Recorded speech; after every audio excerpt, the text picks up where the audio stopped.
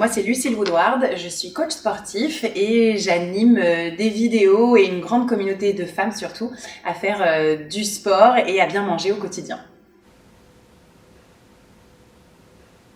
J'ai rencontré Stéphanie Perel par une relation d'amis d'amis et il y avait une ambition chez Simone Perel de créer une collection de brassières pour le sport. Et en fait, elle m'a demandé mon avis et on s'est dit pourquoi pas vraiment créer une collection ensemble, en fait, Simone Perel x Lucille Woodward. Une collection qui soit et féminine et performante.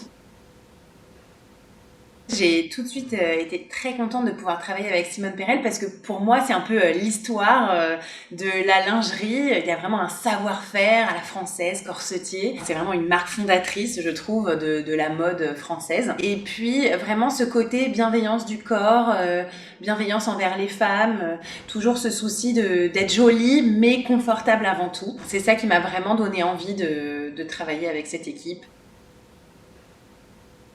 On a développé ensemble 2 brassières différentes, une brassière pour les poitrines généreuses et une brassière pour les plus petites poitrines. Et on a développé aussi une culotte de sport.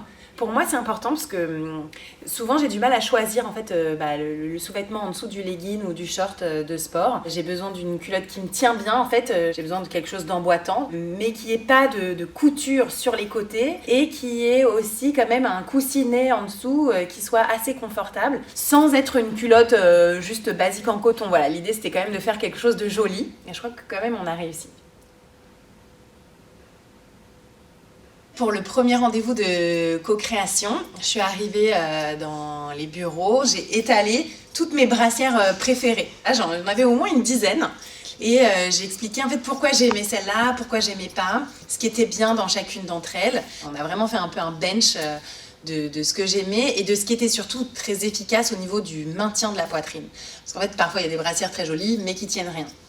J'avais vraiment envie de créer une brassière jolie que tout le monde puisse mettre, parce qu'en fait souvent dans mes vidéos, mes photos, j'ai des jolies brassières et j'ai très régulièrement des retours du style oh, trop jolie ta brassière, mais moi avec ma poitrine je pourrais jamais mettre ça, je peux mettre que des brassières de sport vraiment pas jolies que je cache sous un t-shirt. Et je trouve ça dommage en fait, parce que parfois juste le fait de savoir qu'on a une jolie brassière, ça met en confiance en soi, on est contente. C'est un petit détail comme ça, mais qui pimente ou qui donne envie aussi de te mettre un peu plus sérieusement à ta séance. Mon conseil, ça a vraiment été d'avoir vraiment pour les fortes poitrines le côté armature, séparation des seins et plaquage. C'est vraiment les 3 qui sont vraiment intéressants. Et pour les petites poitrines, on pouvait plus s'amuser. Un autre conseil, vraiment c'était une exigence que j'ai eue, c'était de mettre un élastique absorbant en dessous de la poitrine, parce qu'en fait quand on est femme et qu'on fait du sport, on transpire énormément ici en fait entre les seins. Du coup parfois ça peut créer une sorte d'auréole ici sur le t-shirt, et c'est pas très joli, voilà, parfois ça nous met mal à l'aise. Pour la brassière plus petite poitrine, on a plutôt travaillé le dos, voilà, donc avec une dentelle élastique absolument canon. Enfin franchement, depuis 2 ans qu'on a créé cette brassière, j'ai revu ça nulle part. Et puis pour les plus généreuses poitrines, on a travaillé plutôt le décolleté avec cette dentelle.